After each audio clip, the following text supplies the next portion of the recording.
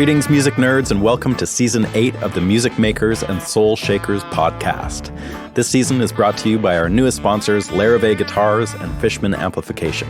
I'm your host, Steve Dawson, coming to you from the Henhouse studio in Nashville, Tennessee. This season, I'll be taking you on a journey down the many rabbit holes in the process of making great music. I'll be speaking to instrumentalists, songwriters, producers, up-and-comers through legendary veterans, and we'll go deep into their history and their process of creating unforgettable music. This show continues to be listener-supported. You can help keep the show going with a one-time donation or a Patreon subscription. And when you sign up for Patreon, you get an ad-free version of the show, as well as getting entered to win some killer prizes from our sponsors at the end of the season. We have an incredible Chase Bliss Lossy pedal up for grabs, as well as a Fishman acoustic guitar pickup and effects pedals, as well as a pedal from Union Tube and Transistor, and more. You can get links to all this and sign up now at makersandshakerspodcast.com. Meanwhile, many thanks to the sponsors for this season. Please check them out and let them know that I sent you. They are Larrivee Guitars, Fishman Pickups, Chase Bliss Pedals, Union Tube and Transistor, Spectra 1964, and the Henhouse Hang. All right, thanks for tuning in, and let's get down to it. Howdy, music nerds, and welcome to episode number 163 of the podcast. The great Dobro slinger, Rob Ickes, joins me on the show today. First off, just a big thank you to a new Patreon subscriber, David Noss. It's much appreciated, and thank you for your support. And thanks to you all for listening and supporting the show in any way you can. As always, we could really use some reviews on Apple Podcasts. So if you're surfing around over there and feel like leaving a review, I'd really appreciate that. All right. On today's show, Rob Ickes was kind enough to drop into the Henhouse to hang out for a while and talk about his amazing career. Rob is one of those players that's so good on one particular instrument that he's managed to carve out a really impressive history of being dedicated to really doing just one thing, and that one thing is playing the hell out of the dobro, which is kind of a specific instrument. It's somewhat married to bluegrass music, but a very few players, and that short list includes Rob, Jerry Douglas, and maybe 2 or 3 others in the world, have managed to bring the dobro to a wider audiences through sessions and performances outside of the genre of bluegrass, while maintaining their standing at the highest level within it. Rob grew up in California, but he moved to Nashville in the early 90s and really established himself then as a preeminent player with a long stint in the acclaimed bluegrass band Blue Highway. He left that band in 2015 to focus on his more recent duo with the incredible singer and guitarist Trey Hensley, and Trey was on the show a couple of years back, so check that episode out if you're looking for more on this music. Rob's incredible session history includes working with artists like Merle Haggard, Taj Mahal, Willie Nelson, Peter Rowan, Tony Rice, Charlie Haden, Dolly Parton, Allison Krauss, Little Feat, Patti Loveless, and many, many more. While the session world keeps calling, Rob has never wanted to solely become a studio player. So he keeps busy on the road as much as he can, and the duo with Trey is insanely busy these days. Their latest release is called Living in a Song, and on top of all that, Rob continues to teach, and he runs his successful Resosummit, which is a 3-day Dobro camp here in Nashville. And you can go to that, sign up for it if you want. You can get info on that and all of Rob's other activities, as well as his tour dates with Trey Hensley over at robickes.com. And with that, enjoy my conversation with Rob Ickes. First time I ever went on the road, really. Went up into BC, went way up into like the shoe swap area. Oh, yeah, Chetwynd, we did the wow. shoe swap festival. Yeah. And they used to have one in Chetwynd, man. Believe it or not, the Rollers. Did you play that Vancouver? Like Vancouver used to have a really good bluegrass festival. I don't think I ever back played in the that. 90s. Okay. It was called the Granville Island Bluegrass Fest. Granville Islands were like right in town, and they had like a week-long bluegrass fest, and that's where I saw like, Psychograss came through one year. Yeah. And I was just like, oh shit. Yeah. Like David Greer and all those guys. And but then it just vanished. Like it just went away, and they've never had another one since. Mm-hmm. It was cool though. It was right in town, which was nice. Then there's a few small ones like out in Chilliwack and stuff, which are sort of the suburbs. I remember playing in Chilliwack, shoe swap. Salmon Arm, probably. That sounds familiar. I think we did, yeah. That would be a good festival for you and Trey, actually. Salmon Arm, they've got a killer. It's like the Roots and Blues Festival. Oh, I met that guy who books that. Pete North? Yeah. He's gone now. He left this year or last year, I think. And I don't know the guy doing it now. But. Okay. Yeah, there's another one up there, too, that Steve oh God, who's that crazy guy that plays with the Wood Brothers? Steve Poltz. Oh, yeah. You know him. He's around here. He's close by. Yeah, he's just a couple blocks over. But yeah, we did Kayamo right before the pandemic, and he loves Rob and Trey. So I think we sat in with him, and he was like pitching us to the promoter of this big Canadian folk festival. Yeah. It's one like Gordon Lightfoot used to play it. It's one of the older ones. I can't. Oh, remember. Well, it's probably Fair. Is it F? It's something? Probably Mariposa. That's it. That's the one Poltz plays a lot. That's it. Yeah. That's in Ontario. Yeah. Okay. It's like due north of here. Yeah, that's a classic. That was, Gordon Lightfoot was a big presence there. Okay, yeah. I love those Canadian folk festivals. Yeah, they're kind of different in a way. Yeah. You've played, well, I saw you at Edmonton. Yeah, done Edmonton a few times, and the first time was the best, man. It's just... Was that? Nora Jones had just hit, and they booked her when nobody knew who she was, so it Late worked out 90s perfect for them. Right. Because they put her main stage Saturday night, and Ricky Skaggs, and a lot of Celtic stuff. Like really good Celtic stuff like they do up there, you know. But I was kind of getting into Celtic stuff at that time, so it just worked for you. Yeah. And then the Funk Brothers, remember that documentary? Sure. Those guys freaking slayed it. So just a lot of good, very eclectic, and all of it like really high level. Was that was Edmonton? That was Edmonton. Yeah, it was. The same guy's been booking that for 30 Terry years. something, Terry right? Wickham, Yeah. British guy. Yeah. Well, it's funny because Mike Bubb said something just a few weeks ago. He said, you need to do Steve Dawson's podcast. Oh, really? I'm like, okay. So that's great. Good timing. Yeah, he came on an early one, and it was nice to have like a real old school Nashville guy that's been here, like, you know, a real part of the scene here for. He's a historian, you know. Man, He'd never say that, but he knows more than anybody, man. Yeah, he does. About all kinds of music, too, and he's played with so many people. Yeah. Now, I know that I said that I didn't plan any questions, but I do have one question. Okay. It's a very specific question. Okay. For you. 2006, you're on Leno with David Lee Roth. Oh, yeah. I need to know this story. Oh, yeah. Because it's bananas. Yeah. It's like, you guys are insanely good, but the band is massive. Yeah. And he looks like so uncomfortable, it's crazy. Yes. I need to know the story. Yes. So I got a call. Well, so there's a label, I think they're from LA, CMH. Okay. And they've always done kind of interesting bluegrassy kind of records. You know, they did the Osborne Brothers in the 70s, a lot of compilations, but I think they had good distribution because you saw them, they were everywhere. And so somehow they kind of cracked the code, and I think they did well selling bluegrass records, you know. Were they doing those like Pickin' On series? Was that Yes, them? then they got into those later. Yes. And so that's what this record... Are you on some of those, by the way? Yeah. Okay, I thought for so. Sure, for sure. In fact, we talked about Brent Truitt. He did a lot of them at his studio. Really? Yeah, like when I first moved to town. Okay, we got to talk about that too, because those are interesting. That was like a I'm crazy phenomenon. Of them. Some of them are bad. Some of them are actually pretty good. But this was one of the better ones, and it was sort of like picking on Van Halen. Okay. But they got more like real artists. Like they had David Grisman. They had Blue Highway, the bluegrass band I was in forever. They had us do a track.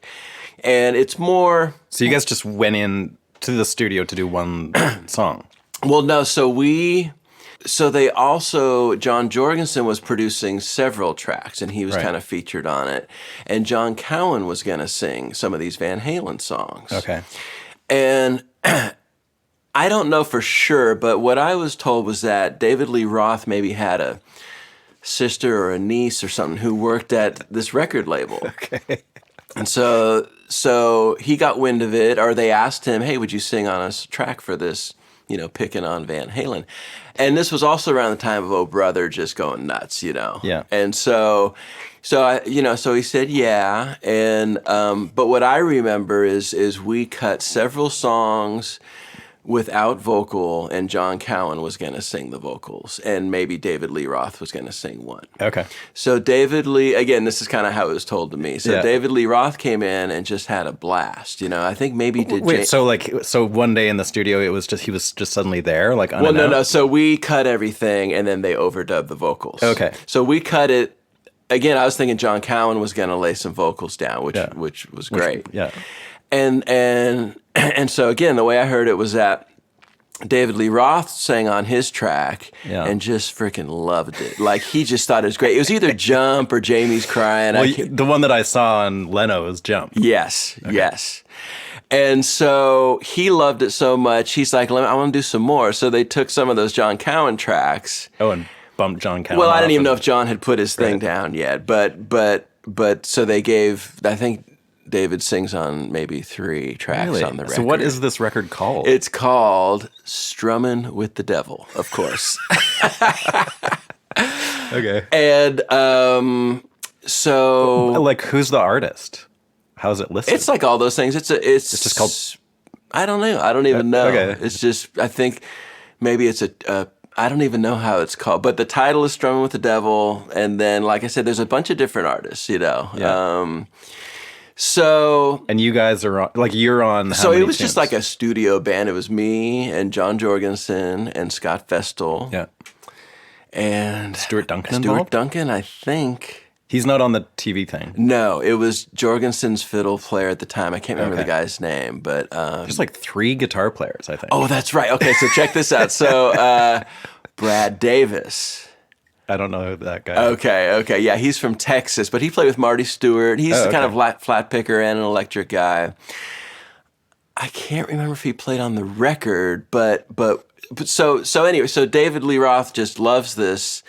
And so when the record comes out, they get him, or, he's, hey, let's do some promotion. Let's do some shows, so. Wow. Okay, here's Leno, and I remember we did The View. But did you have a whole show worked up? No, just a couple songs from the record. We did Jump most of the time. Oh, so you weren't touring, like it wasn't a gig. No, it was just like not one-off, a gig. Crazy one-off just things. TV promotion, but Whoa. big TV shows, Yeah, man. That must have been a blast. It was great. And so guitar-wise, I remember it was Brad Davis, and John Jorgensen played mandolin, I think. Yep, he did. And so David Lee Roth had this amazing Eddie Van Halen guitar player, really cool guy. And so he played acoustic on it too. Okay. And was there one more guitar player? Yeah, there's another guy. Okay, I don't even remember. Like everyone's just sort of strumming away and doing their thing. Yeah. But you guys are doing like seriously intricate. Well, like, so the cool thing, like, you're not messing around up there. I drank my first beer to Van Halen, when I was 14 or whatever, Didn't we all? So I knew that stuff. Yeah. And honestly, Jamie's Crying makes a great bluegrass song. Check it out on the record, man. It's like, it sounds like a Bill Monroe song. I think that Jump thing works great for you guys. Well, so Scott Vestal, he's a freak, just one of the best banjo players ever. And he really knew all that stuff. Really? And we would just, after these gigs, we'd just say, man, can you believe we're up here with David Lee Roth? Can you freaking believe this, So what was his whole vibe at that David, time? Yeah. Very fun, very nice, very, it's funny. Bluegrass is funny. It kind of goes up and down. Sometimes people think it's like a hayseed hick music, and then some people are like, this is like jazz, know. And at that time, again, I think because Oh Brother was going crazy, everybody was like, oh, bluegrass is cool, know. And so so David was very respectful of everybody and loved what we did. I don't think he really knew much about what we did, or the music, honestly. Yeah. It wasn't like... he seemed uncomfortable. He seemed very uncomfortable. Yeah. And, I've done stuff with Dolly. I've done stuff with Alan Jackson, when they've done these bluegrass records. Yeah.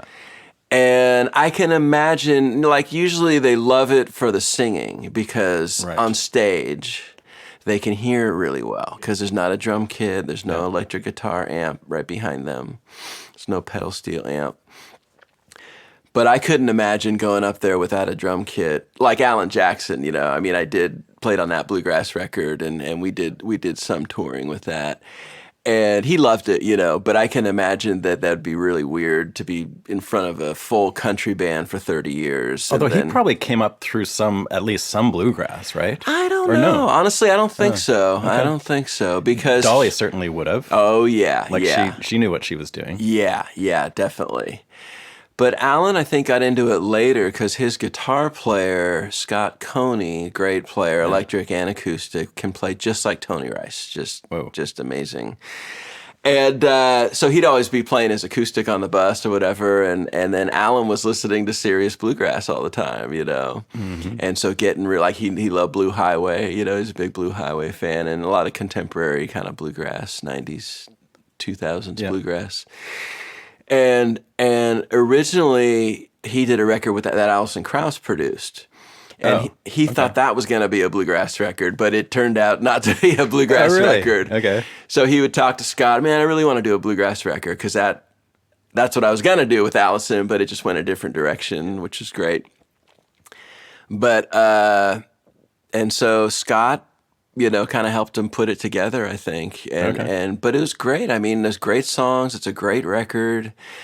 Some traditional stuff, and we did Wild and Blue, that John Anderson song, which makes a great bluegrass kind of song. And he wrote a bunch for it, And so it was really quick, 2 days, but I love that record. I thought it was a great band, a lot of great stuff. But yeah, some of these guys, again, like I said, every once in a while, bluegrass is cool. Yeah.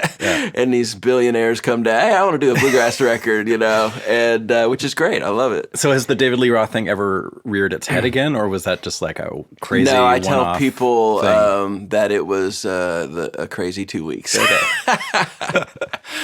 But super fun. Like I said, he was great. And the last thing we did, I think, was Conan O'Brien. And then David was playing a show at the Nokia Theater in Manhattan that night. And so he invited us all out. And so we went and caught the show. And then we went out at the end and sat in, and we did a couple songs from the record, and people loved it. So just one of those kind of like crazy, did this really happen, Yeah. But I mean, like, again, there's several artists like that, like Merle Haggard. Like I got to work with him quite a bit, and I never thought I would work. I just never thought our paths would cross.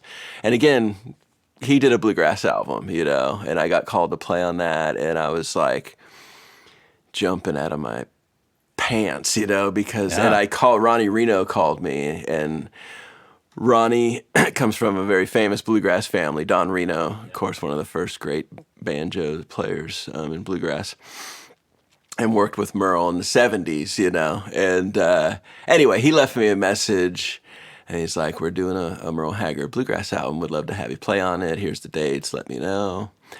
And so I called him back, and I'm like, yeah, I can do it. Is he going to be there?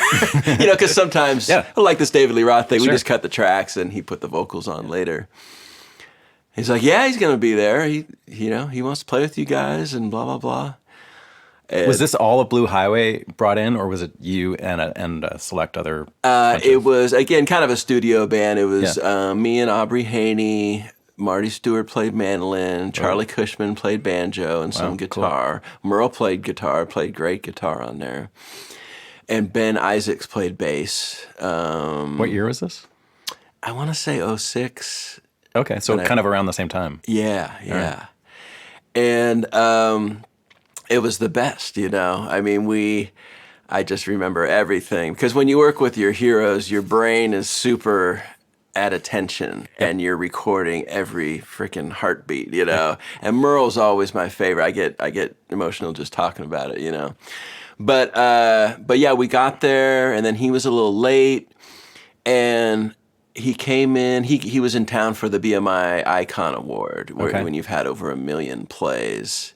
And the really cool thing is after that, every time, usually a play is maybe a nickel a play or something, but after that, they get $1 a play. Whoa. So it's quite... It's a nice little bump. It's good on every level, And he brought his sister and his brother-in-law and his wife. Of course, they came on the bus, He didn't fly anywhere, I don't Was think. he touring much in those days? Oh, yeah, man. He was rocking till he died. Yeah. He's totally just out there doing it to the end, man. Wicked. But... So he started playing, he's still writing great songs, and the first one he did was Pray, a gospel song. And it was like, holy crap, that's a great song, and it really fit the instrumentation. Again, it's bluegrass, we're all acoustic and fiddle, dobro, mandolin, banjo. And we're like, wow, okay, this is great, this is going to be great. And then he played a few more. We just kind of gathered around him. And then, this is like you weren't tracking yet, even you were just kind of just he was just sort of showing us some songs he wanted to do, some of the newer ones, And I said, okay, well, let's do it, you know. So we all go into our ISO booths, and we did a standard that didn't even make the record, the Prisoner song, I think. And I remember Marty kind of got up and went over to Merle's booth, and they just started talking. And then Merle said, we're going back out there. And so we gathered around him just like we were, you know, before. Oh, like Marty was kind of like, hey, man. Well, I think Marty and him both were on the same page, like, it didn't have the mojo that it had when we were all sitting in a circle. Oh, that's so cool. And so it was brilliant, you know. And so, the cool thing about it was that, so we just like us, you know, we sat in a circle, and Merle was there, and I was here, and Aubrey's there. And did the whole record like that in 2 days. And first they just put one Omni mic in the middle of the circle. And then they put spot mics? No. Whoa. And we did 1 or 2 like that. And then they put a mic on Merle. And then they started individually micing us. And you had headphones if you wanted them, but I didn't use headphones. I like playing without headphones. Me too. It was it's just more natural, you know. So, but, you know, so that was all great. But then, you know, after every song, he'd tell these stories about Bonnie Owens and Roy Nichols. And I'm just going, holy crap, this is the greatest day of my life, you know, because he really was. I mean, I grew up playing bluegrass and I have my heroes. But as far as like really like studying, like just not even studying, just you love it so much, you listen to it 24/7. And so that was great. And then a couple days later, his guy calls me and says, Merle wants you to come out to California and do some recording. And I'm like, are you? Come on. So, and I remember my daughter still teasing me. She was probably 7 or something. And I was like, when I hung up, I just started jumping around the house, you know, because again, it was just like, his music always meant so much to me. So just hearing my guitar with his voice is about the coolest, you know. So that's a really high compliment, obviously, about what you were doing. Yeah, and so what was the situation in California like? Well, so it was at his house, and he has a great home studio, you know. And he lives in Redding, and I grew up out there. And I heard from somebody else that he thought it was great that I was from California, which as a bluegrass musician, you get. Not frowned upon, but, you know, bluegrass is from Appalachia, you know, North Carolina, East Tennessee. Mm-hmm. And so, you know, you always feel a little bit of an outsider coming from the West Coast, you know, although there's a lot there's a pretty significant total chunk of West Coast bluegrassers at this point, you know. I mean, hell, Tony Rice is from there, really. He lived out there a long time. Had John Reichman in here a couple months ago. Yeah, you know, we're talking about Mike Bubb, you know, Mike's from Arizona, but Ron Block's from L.A., Stuart Duncan's from L.A., so it's not legit, but it's sort of in the back of your head. You're kind of like, you know. So to hear that was great. But yeah, I played on 2 or 3 records. I went out there 2 or 3 times. Really? And the last time was just me, and I was just overdubbing on a bunch of stuff. But at the end of the day, it was in the spring, and he's got a beautiful piece of property. And, you know, when I was a kid, I had a girlfriend in Redding, you know, so I knew exactly, he's from Palisadro, which is just outside, and I knew, like, I probably drove by his driveway. Did you know? No. Wow. But then when I went there, it's like, I know where this is, you know.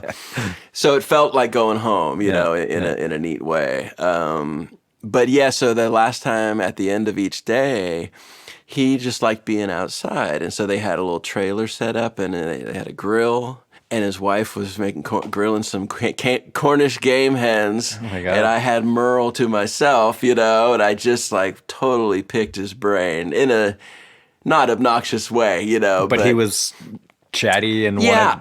Yeah, I was really, I worked with Tony Rice a lot, and I would pick his brain too, more about making the records, because I'd listen to those records so much, you know. Yeah. And so I was really into the Bob Wills tribute album at that point. And so I really, really hammered him on that one. Do you remember any fun factoids that he would have told you about that record? Yeah, I guess it was a little more, not technical, but just, were you in one room? Because it sounds like they're all in one room. Yeah, that's all that, you know. And he just sang so great for so long. And of course, all that stuff is live for the most part. You know, there's another one, I Love Dixie Blues, which is a live album. And it's like, is that all? Did you sing that live on stage? Is it, yeah? Because it's just the best. And the band was really cranking at that time. It was probably like 72 or something. Yeah. And they were just it was a good era for him. Road tough, just you could not throw them, and they were just breathing at the same time. It's like Flat and Scruggs. They just kick, even a ballad, it's just like the most driving thing, The Buckaroos, like in their same heyday. thing. Maybe even more. Those guys more than anybody, in some ways. Nothing's been tighter than that, than the Buckaroos. But yeah, just to have that, I just felt like, I can't believe I'm sitting here with Merle fucking Haggard. Did you gig with him too? No, he actually asked if I could do 2 weeks that winter, and I couldn't. And sometimes I kick myself, but why couldn't you? Oh, I was booked. I had a lot of Blue Highway stuff. One of which was like a camp. It was winter grass. That. Yeah, sure. And it's like, people paying a bunch of money to hang with us for like a week. Yeah. I just couldn't do it. You thought about it though, didn't you? Oh yeah, big time, big time. That sucks. And yeah. So, but I also. But what a memory! Yeah. So I treasure that. That's people say, what's the best session or what's the coolest thing, and that's. In this town, it's funny. You talk to other musicians, like, "Hey, how's it going?" "Oh, pretty good. I produced this record, and I did a record, and I did a session with so and so." The names are just, but you can't top Merle Haggard. You kind of, yeah. Yeah, you're gonna win that conversation every time. Yeah. I don't throw it around or anything, but if I want to, I can. Yeah. Well, that's amazing, man. And that's what I love about. I get to work with Trey Hensley, and I think. I was with Blue Highway for 21 years, and it was a great gig, but just my ears were yearning for some other sounds, and I realized that it's like I said, Merle thought it was cool that I was from California, I mean, I love Bob Wills. I love steel guitars and fiddles. I was supposed to be a fiddle player. Oh, yeah. And honestly, like, that floats my boat, I think. Because I love the mix of the blues and jazz and country and western swing and bluegrass, But there's something about the variety of it's almost like, and I've heard people call it Merle music, It's a mix of all this cool American music. Yeah. And that's kind of what really floats my boat when I really dig down. I mean, I love bluegrass, and I've definitely dedicated my life to it. But man, that I could listen to him, forever and just never reach the end of enjoyment. Yeah. Trey is a very special, like, pretty one in a million. Yeah, and we can dig into that more than a bluegrass band could. You know, we can dig into some Bob Wills or some blues or some Allman Brothers. He's really encyclopedic too. Like, he knows everything. He's got big ears. I thought I had big ears, and when he moved to town and we started working together, I thought, oh, this guy's a cool. I really didn't know much about him. I had heard him sing, and I knew he was really good. I hadn't heard him play much guitar. I heard him play. Oh, so you just knew that he was a singer? Yeah, I knew he played guitar, but that must have been shocking. I heard some electric stuff. Okay. And I knew he was really good on electric. And so when he moved to town, I just kind of was trying to, introduce him to people. And I had a picking party one night. And like Aubrey Haney was there, and Brian Sutton and Mike Compton. And I still, talk about a moment you remember. And we did, I think it was Back Up and Push. And Trey took the solo, and I just went, holy crap. Yeah, he's insane. The guy can play, you know. And I, again, Brian Sutton was sitting right across from him, and Trey just knocked it out of the park, I was like, damn, this guy is really good, And it just...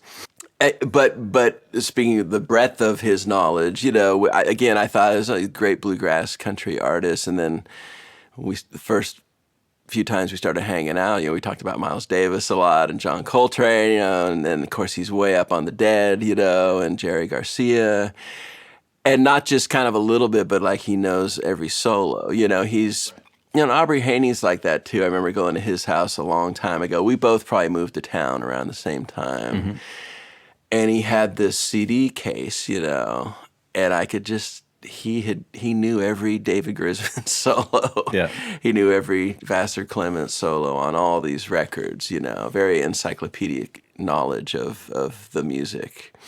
And Trey's like that too. But even stylistically, kind of a really wide range. Yeah. But he knows all the bluegrass stuff. Sure does. But he knows all the Duane Allman stuff.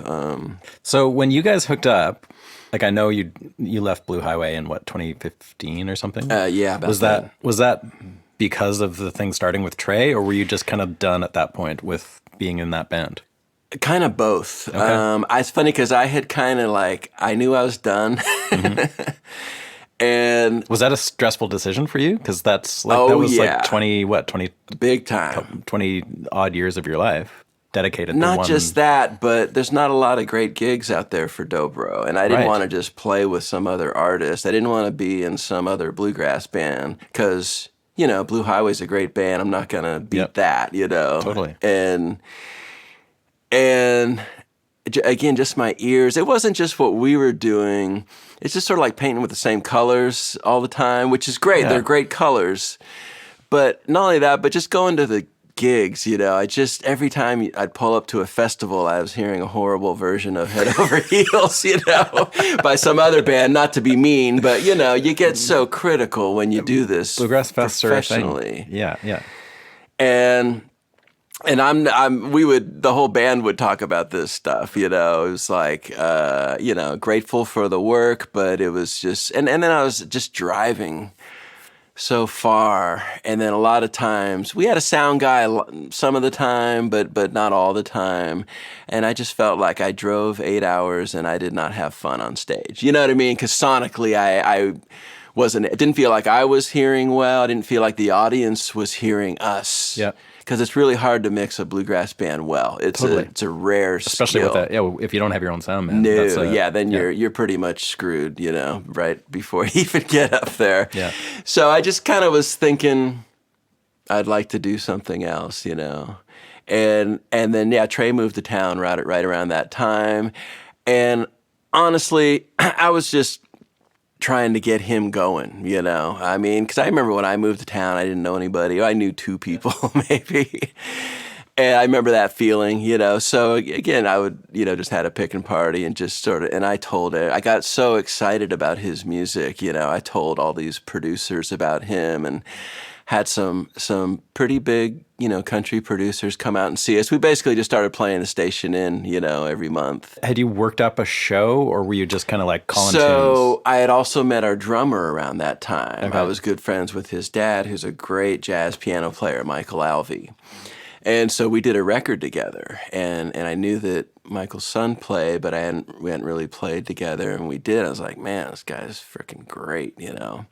And then Mike Bubb is somebody we talked about earlier, and he and I go way back, and I had been on a lot of sessions with him around that time, and he's so fun, and we play things the same. You know what I mean? Like just these little walk-ups or these little rhythmic things.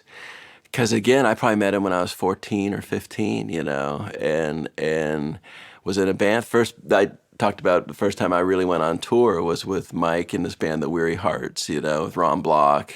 Really? Butch Baldessari. Okay. And so it's like, I'm going to put this cool band together. You know, me and Trey and Mike and John on drums. Yeah. And we could do some electric stuff. I wanted to play more lap steel. I was getting into lap steel. Yeah. And so kind of like, I always had a side project going on apart from Blue Highway, either a solo record or had a trio with Dave Pomeroy and Andy Leftwich called 3 Ring Circle. That was just great. So I was like, Trey's going to be my side project, you know. I just love to get him going, you know, whatever he's going to do, you know. And so I got him hooked up with some good people, and they were going to do something, but it just wasn't, they weren't doing it, you know. And did you sort of picture him being like a country star, or that he could do whatever he totally and could, he still could, you know. I mean, but is that what you were sort of envisioning? Was that somebody's going to pick this dude up, make a record, and it's going to this guy could save country music. This guy could freaking save it, man. He could fix it. And he still might, it's entirely possible. But yeah, all these doors started opening for he and I, and we were having a blast, And I liked playing in smaller groups. Like I mentioned, Three Ring Circle. Yep. Jim Hurst and I did a lot of duo stuff, which was so fun because he's just great, And so at some point I just said, "Hey man, I'd love to make this my main gig if you're up for it." So you actually had that conversation. Yeah. Okay. And he said, "This is the funnest gig I ever had." Okay. Yeah. I was like, "Okay, let's do it." So I've seen you guys with the band a couple times at the Station Inn. I saw a great show actually where I guess you guys were opening for it was a crazy show. It was Lloyd Green was playing with his crew. Lloyd. He was opening for you guys. Yes. We had that night booked, and then Dennis Crouch, I think, called me and said, "Hey, we're doing stuff with Lloyd. Can we play before you guys?" Like, hell yeah, man! I loved that show. It was so great. That Lloyd show is so crazy because he was like, he'd talk about a session, and then he'd count the band in, and they'd play like his intro, and then they'd stop, and then it was because he was like, I'd actually interviewed him for this podcast, like he was on it, and. He's got all these great stories. And so he was telling these incredible session stories of, classic 60s Nashville sessions or whatever.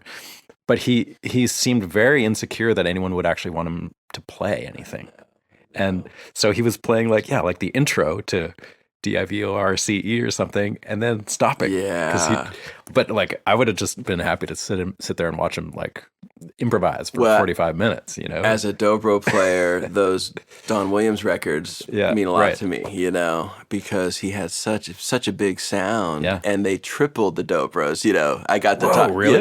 Lloyd and I are good friends. And so I definitely talk about picking, getting information about the sessions, and I thought they doubled it, but he said they tripled it. So he would play the same part 3 times. It's like a chorusing effect, but it's natural, you know. And it sounds so huge. Of course, they had it kicked up in the mix. You never heard a dobro that loud before, Right. So it's great. But yeah, we did, and then Trey came out and sang, and we did some of those Don Williams songs, and I played those parts because I knew them already.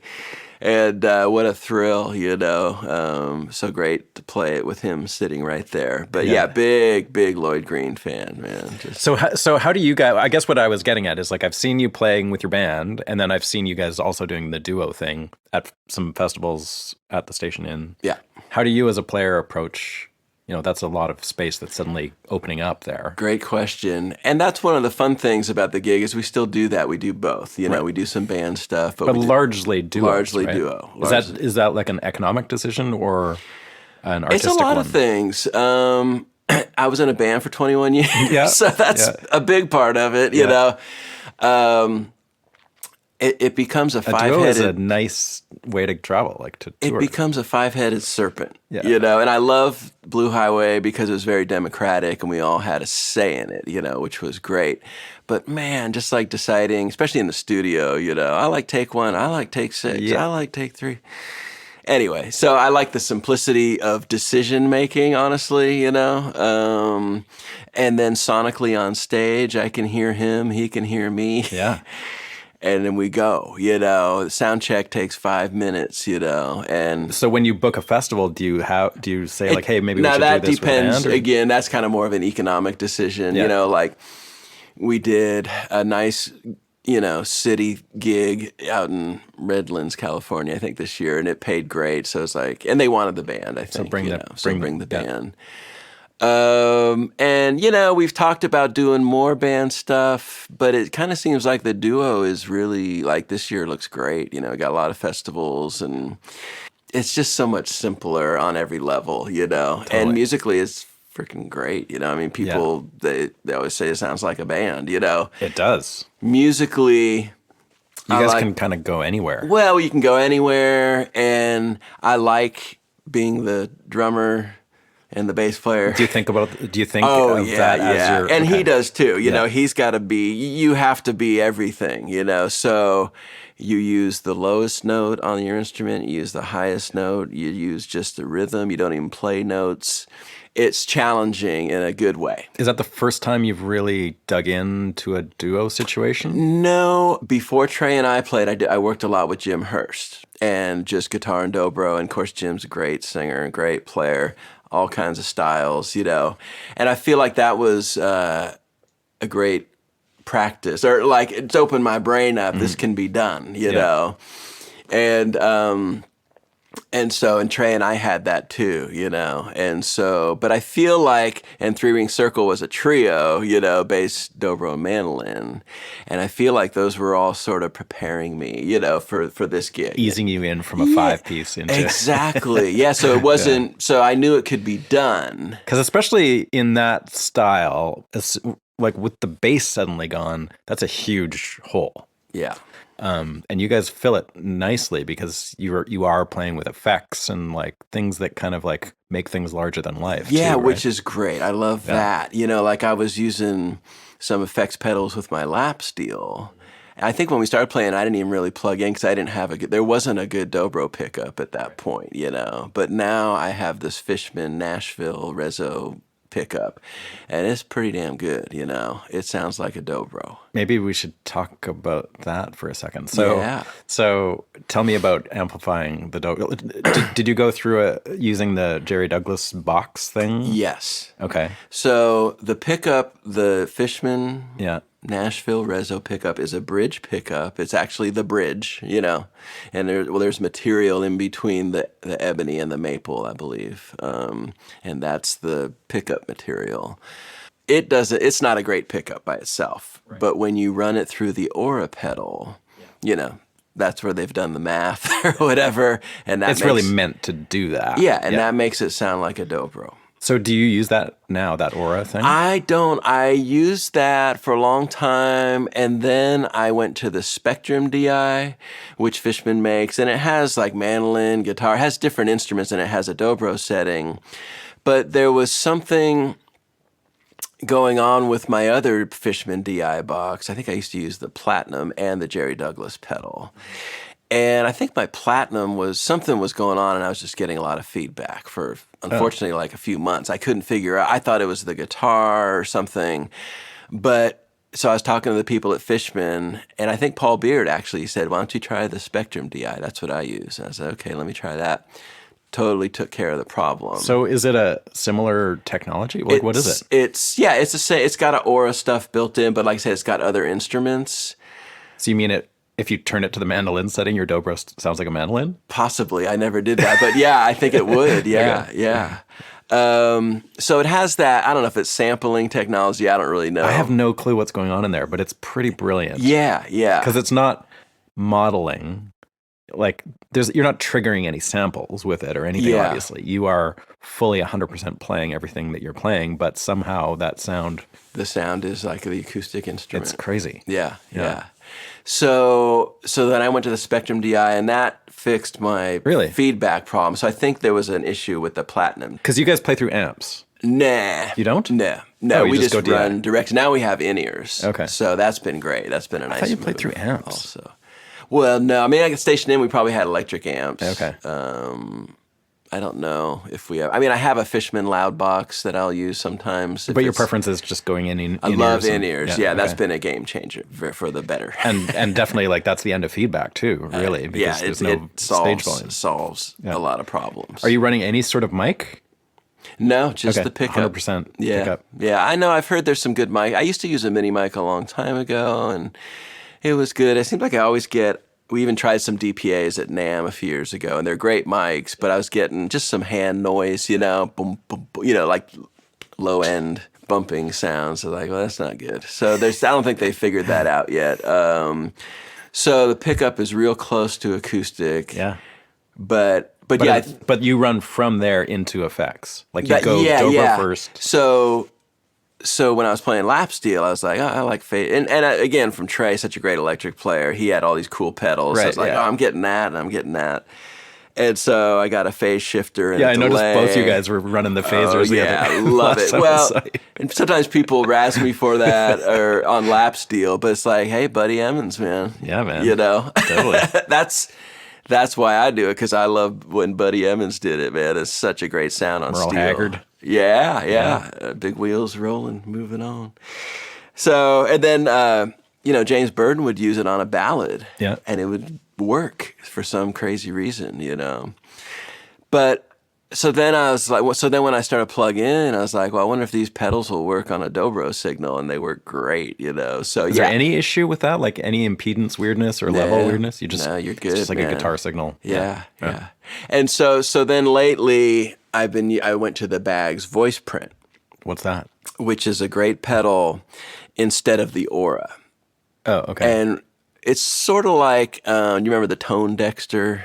No. Okay, that was a piece where you recorded your instrument, it went into the box, but it was very complicated to set up, Like you'd model yourself. Yeah, you basically. model yourself. Okay. And so Bags makes this thing, I got it from Trey, and it's called the Voice Print DI. A very small pedal, which I like, when you're traveling, you don't want to take a bunch of stuff. And so you record your instrument on your phone. Just playing into your phone? Send it. Well, they have an app. Okay. So you just do what it says. Yeah. It sends it into the pedal. What? So it's your guitar, which I like, because the Fishman, I don't know what that was in the spectrum. I mean, the Jerry Douglas pedal was Jerry's sounds, And Bill Vorndek had his mitts in that somehow. Yes, he had a lot to do with that technology, yeah. And so I like this because it's my guitar. It's me. So this is so you're not using the Jerry thing. You're not using the Spectrum. This is the new thing. This is a Bags voice print DI, and it comes from playing into your phone. It's bizarre. It literally takes less than 5 minutes to do it. You turn your phone. Like I said, you get the app. You record your instrument, doing just random things. Just playing. Using the phone's mic. Yeah. Weird. I think I had my son just come in and hold the phone above my guitar, and you run. It tells you what to play. Like, what does it tell you to play? Single notes, different octaves. Does it know you're playing a dobro? No, it can be any instrument. That's the cool thing too. Yeah, I mean, I don't know if banjo players are using it yet, but I know it's hard to get a good pickup sound on a banjo. But it seems like it would work for anything. I haven't heard of this. So Trey uses this too on his guitar. Yeah. I think he's still using that. So he'd been using it for a while, and then just a few months ago, I think I just decided, well, I'm going to try something new just for the heck of it, and because I liked how his guitar was sounding. It was very natural. And so I'm pretty sold on it, and it sounds like your dobro. Great. Our sound guy loves it. It's got more beef, a little more low end, really, a little more mid. And so you obviously same pickup though. It's the Fishman pickup through the Bags DI. Wow. And is the DI? Does it have any variables, or is it just a box? Oh, it has a feedback eliminator. You can sweep through. Yeah. And then it's a blend where you can go. Oh yeah, but mainly you just crank pickup that to or 100%? Mainly voice print. I always put it 100%. Yeah, voice that's print. what I've got that Jerry Douglas box too, and I've always got it on 100%. Me too. Yeah. Wow, that's cool. I got to check that out. Yeah, and it's like I said, it's nice because it's small, lightweight, and I like that because when you're traveling. So you go from there into your effects. Exactly. Okay. Yeah. So these days you're using a phaser. What else you got on there? Phaser, delay, and reverb. Yeah. Yeah, and this delay pedal, actually, my brother gave it to me when I was a kid because he plays. Oh, really? You got it? Yeah. And it's now Trey tells me they're like really collectible. Like it's just $5,000. Yeah, for an old. It's just a red Boss delay, analog delay pedal. Oh, cool. What about overdrive? No, I've tried that, and I don't know. It doesn't sound too good on the Dobro to me. So overdrive pedals. But what do you use for the lap steel? Oh, I use. I got a nice. I was using a Keeley. And then I don't even remember the brand, but I had to get it on the road because my other one died. I think I had a Keeley. Okay. That was great. So do you run the lap steel through the same rig? Just turn off the DI? You got a separate rig? Oh, separate really? pedal board for that, yeah. Oh, wow. Yeah. It's a lot of shit to haul around.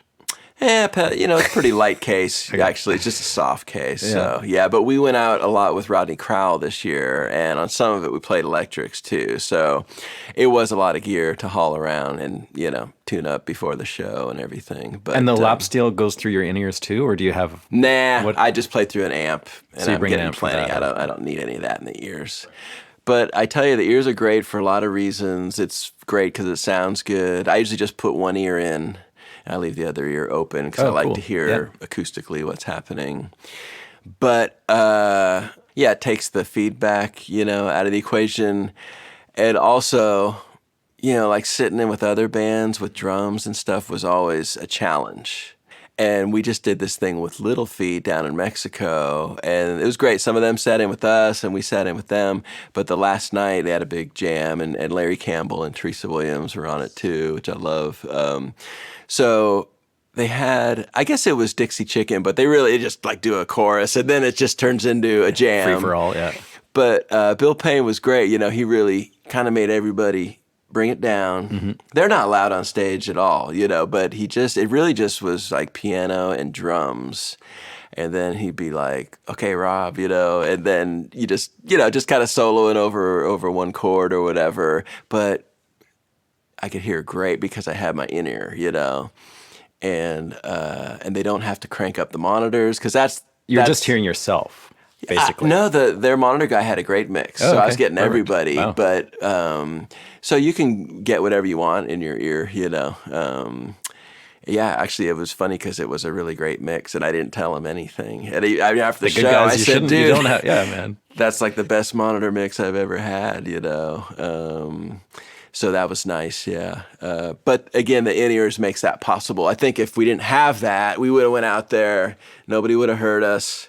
It would have fed back as soon as we started soloing. I've been down that road a million times. So that technology for the instrument of the dobro, it's been a real game changer. Yeah. I think.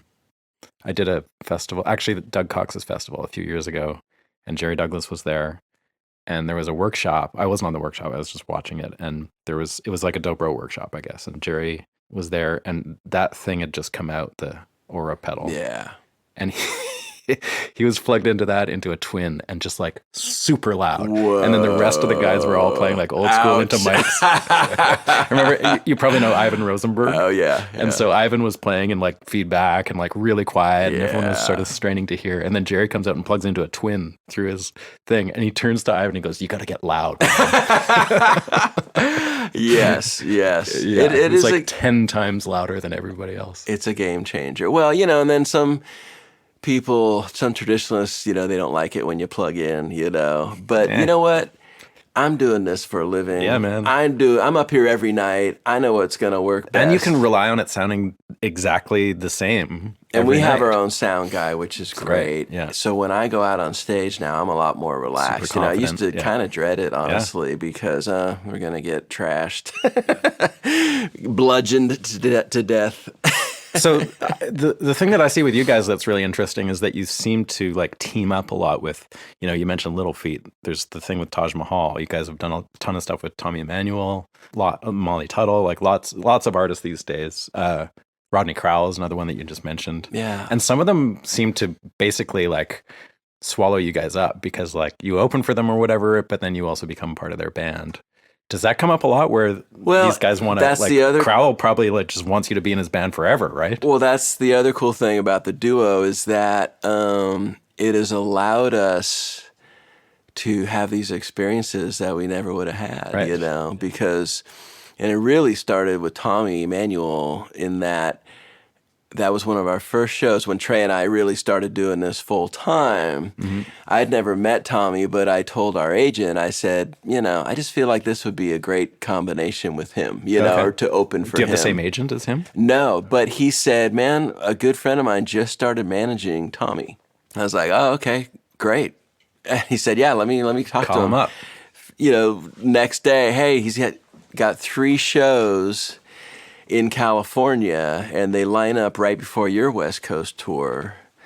They're there if you guys want them. And we said, heck yeah, So I again, kind of a magic moment I remember very clearly. and it was at the Palace of Fine Arts Theater in San Francisco. And one of these nice red velvet seat, big room, and just had a great visit with Tommy and getting to know him before the show. And you guys were just opening for him? Yes, for 3 shows. Okay. And so this was the first one, and we're out there. I think he had just played Bakersfield the night before, so we're start talking about Buck Owens and Merle Haggard, and of course Tommy starts playing all these polkas, because Buck had these instrumentals, Right. A lot of them were polkas, kind of one string, and he said, "Hey Trey, you know this one?" And of course Trey knew it, never played it before, but he just freaking nailed it, And then they worked up a harmony part, and then the same night, I think he had just had a new record come out, beautiful solo album called "It's Never Too Late," and the title cut is just beautiful. And I was just telling him that I really like that song, And he said, "You want to do it tonight?" And I was like, "Okay, sure." That's the right answer.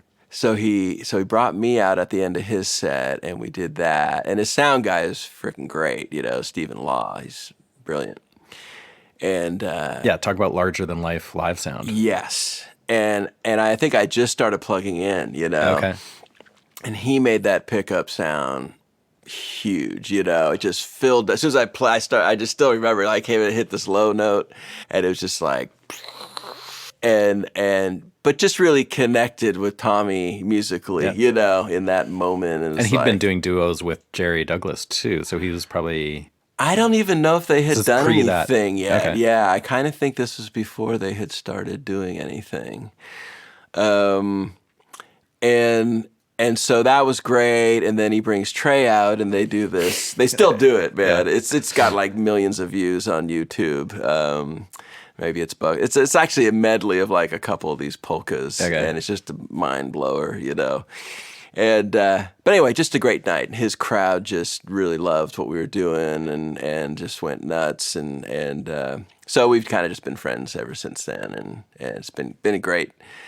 We always say he's the nicest, super successful guy on the planet. He's just a real sweetheart. So we go out with him just in a couple of weeks. So it's gonna be fun. Okay, and that's an extended tour, or just a couple I think about 3 weeks. We start in Tulsa, and then kind of work our way northwest and then south to LA.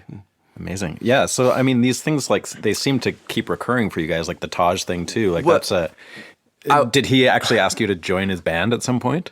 I will say, like I said, when Trey and I started playing together, all these doors started opening, and it's just continued, to this day. So when we were doing our World Full of Blues album, the title cut is a song I'd kind of had in my back pocket since I was in college. There was a great blues artist. I went to UC Davis out in California. This guy, Bill Scholler, used to do World Full of Blues. He wrote it, and I was like, just loved it. I love the chords and the message. I mean, we actually rewrote most of it, but I just and then that's the thing about Trey is he can sing anything. It could be a traditional bluegrass or blues or whatever. And so we just thought, man, it'd be great to get a guest on this track, and Taj was at the top of the list. And I had worked with Taj's drummer, who just passed away about a month ago, Kester Smith from Trinidad, Tobago. And him and Taj been together for like 50 years, Shit. Crazy. So anyway, I met him through Peter Rowan right before I moved to Nashville. Okay. And Kester Smitty put this, we just kind of hit it off, and he was living in Napa at the time. And he's like, man, I want to put this group together, and it's going to be me and Bill Rich, who's been with Taj for 50 years also, bass player, and Ben Harper. And I was like, cool, I don't know who those guys are, but that sounds great, whatever. So I went over, so he sets up this weekend of gigs, and I go over to Smitty's house, and I walk in, and I remember it was raining, and it was really warm in there, and those guys were just grooving on some great stuff, and I was playing my dobro through an amp. I had just a regular guitar, electric guitar pickup, and we started playing, and it was like, holy moly, this is great. And we did a lot of Taj songs, and Ben Harper was not Ben Harper yet, so this is like way back in the 90s. This was 92, 92. Okay. 92. And he was telling us he had just signed with Virgin Records, So, you know. yeah, pre the first record. Yes. Yeah. And I saw him pre the first record with Tommy Emmanuel, actually. There was my God. There was like maybe 15 people there. Wow. Wow. Yeah. Yeah, so it's like, this is great, but, you know, and I was literally moving to Nashville, you know, a few weeks later. So that was really the only gigs we ever did. But I was... Wow, that's cool. So you did gigs with Ben Harper with Taj Mahal. No, it was Taj's rhythm section, and Ben and myself, so it was the four of us. That's crazy. Oh, it was great. It was great. So was Ben playing Weisenborn? Yes, and guitar. You know, he knows everything Taj ever did. So he knew all those guitar parts. Okay. And I don't even remember if he sang. He maybe sang a little bit, but it seemed like we did a lot of instrumentals. Really? Yeah. And so then I moved to Nashville, you know, but I would see Smitty. In fact, at Edmonton, first time I was at Edmonton Folk Festival, he was there with Taj, and we just ran into each other at the hotel. Stayed up all night, got in the jam with Led Kaapana, you know, and Andy Leftwich from Ricky Skaggs' band, and so we always kept in touch, and then Taj played in Nashville a few times, and I had went and seen them and got to meet Taj, you know, backstage, and he's such a sweetheart, you know, just the nicest guy, and Smitty had always told him about me, so he was very cool, you know, and knew what I was into, and knows a lot about bluegrass, you know. Yeah, I wondered that, like, does Taj have a bit of a bluegrass edge to him? More than a bit. Really? More than a bit. He's a freaking expert and loves Doc Watson and Bill Monroe, and used to go see Bill Monroe at the Ash Grove, you know. Oh, shit. He worked at the Ash Grove. I mean, when he moved to L.A., that was his hang, you know, and so that introduced him to everything, you know. So this is after he got his degree in veterinarian studies. Taj? Yeah. I think he moved out there. He told us. He was from Boston, I think, right? Yeah, somewhere in Massachusetts. And he had a friend who came back and was playing all this great finger-picking stuff. He's like, where'd you learn that? And he said, this guy named Ry Cooter out in California. And nobody knew who Ry was. Yeah. And Taj was so gonzo, he moved to California. I want to meet this guy, Ry Cooter. Okay. Yeah. And that's why he moved to L.A., you know. So I had met Taj a few times by the time we did that. I guess that was our third record, World Full of Blues. And so I asked Smitty, I said, hey, we got this song. You think Taj would want to sing on it? You know, he's like, I guarantee it, you know, here's his info, send it to him, you know. And Taj loved it, and let's do it, you know. So was he there when you guys tracked it, or did No, it was overdubbed. So we kind of knew we were going to get him on it when we cut it, and so I think Trey just left that verse open, or maybe we redid that verse or something, or had to redo. And he does sort of an intro too, doesn't he? He does, yeah. So that was kind of an idea we had. And of course, he nailed it, you know. Yeah. But when, you know, and that was another magic moment where Trey, he started singing, you know, on the verse. Of course, it's overdubbed, you know, and we just jumped out of our seats. We were so excited. And Taj's manager, Valerie, at the time, she just thought that was so great because she was just watching us freak out. Right. Yeah, there's no mistaking that guy's voice. Oh, man. And him and Trey together, you know, I love hearing. Yeah. And so that led to more stuff with Taj and opening shows for him. And then Taj injured his hand a year or two ago. And so his manager's like, just have Rob and Trey come fill out the band. And so Trey... Was Bobby Engano in the band? Yeah, Bobby Engano was in the band. Okay. Yeah. And Smitty and Bill Rich. So it was a great band. And of course, we'd already opened and hung out with those guys. So it was all piece of cake. And we knew most of the songs already just because we love Taj's music, you know. And I remember asking Taj, I said, do you want Trey to play your parts just like you? Or do you want... And no, you do your thing, man. Really? And, but I did. So Trey sent me a video of him playing Queen Bee, like exactly that's the thing about Trey. Like he never even really fingerpicked before, and then all of a sudden he can do it just sure like Taj. I'm sure he can. So I said it to Taj, and he just sat back like eyeballs. Like he said he's got it down. And I said, well, we can definitely do Queen Bee if you want to do Queen Bee. Such a classic guitar part. So that's kind of how all that Taj stuff. And happened. Is that going to be a recurring thing too, or was that sort of like a? Well, we did like almost 2 weeks with him in Seattle. He does a residency there every Thanksgiving. Dimitri's Jazz Alley. The Jazz Alley, yeah. So that was like, we really felt like we were in the family, because that gig is just like... Man, I saw him there a long time ago. You know what I'm talking about. Yeah, he does like a week-long stint there every year. People bring their grandkids, it's like people have been doing that. Yeah. It's like, it's a holiday thing, basically, So that was an amazing week or two. And then, we did about a month with him. And then he was able to play guitar, and he's playing great already. And then we did a live record with him in Tulsa a little over a year ago, and it's coming out. This is the one that's coming out soon. Coming out soon, Amazing. Yeah. And what's the vibe on that? It's just like I don't know. I haven't heard it yet. Okay, but like, is it you, Trey, and the rhythm section, and Taj? And Bobby and Gano. Is Taj playing again, or is Okay. So So Taj is playing. So Taj and Trey are playing guitars, and but it was a cool gig. I'm a huge Leon Russell fan. Yeah, man. And there's this place called the Church Studio in Tulsa, and that was one of his recording studios. And this uber fan of his, Teresa, bought the building and several other buildings in the area and really fixing it up. It's kind of in a rough part of town, and she's really, making it really great.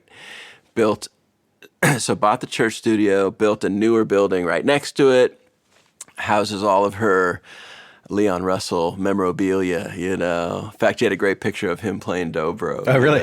Wow.